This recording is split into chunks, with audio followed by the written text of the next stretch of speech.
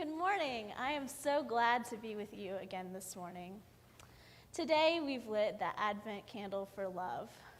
I wonder if you can spot love in this story.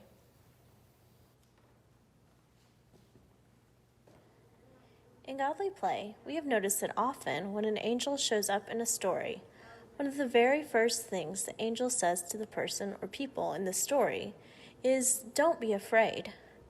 This must be because it can startle you and even be a little scary to be near a messenger of God. When the angel Gabriel came to Mary, he greeted her by saying, "Rejoice, the Lord is with you." But those words must have startled Mary, just like they'd probably startle you and me. The next words that the angel said to Mary were, "Do not be afraid." The angel went on to tell Mary that God was honoring her and that she was going to have a baby whom she should name Jesus. The baby would be God's son, and he would be the king that God's people had been waiting for a long time. Mary listened to everything the angel told her, and then she said, "I am the Lord's servant. May it be just as you have said." But I can't help but wonder if the angel's words for Mary were for more than just one moment. Let's go back a minute. This week, as I was thinking about this story and about the Advent candle for love that we light today, I remembered that the book of 1 John tells us that love casts out fear. And I could almost picture the angel Gabriel saying, "Do not be afraid," and holding out the candle of love to Mary, inviting her to take it. Now, Mary could have turned and run. She could have taken the candle and blown it out. She could have said no. But when Mary said yes to God, I wonder if it was like taking that candle from the angel and holding it up to illuminate everything that would come to be. We know from Mary's reflection later in this chapter that she understood a lot about what was happening.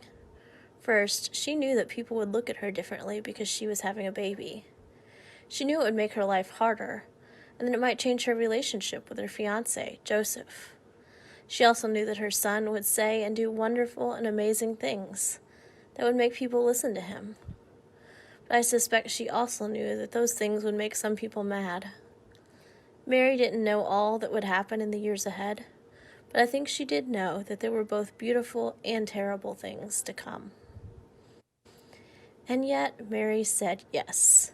She held up the light of love and opened her heart to all that saying yes would mean. She chose to let God's great love for the world shine in and through her. Each year on this fourth Sunday of Advent, we light the candle of love to remind ourselves that we too are invited to this story.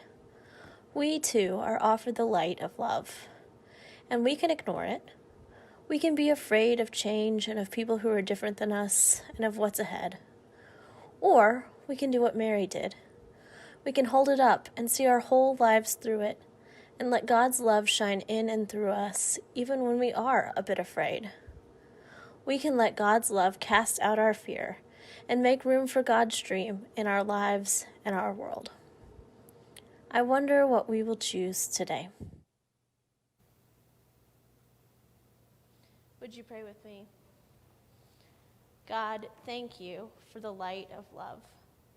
Help us to hold it up and let it illuminate everything around us. Amen.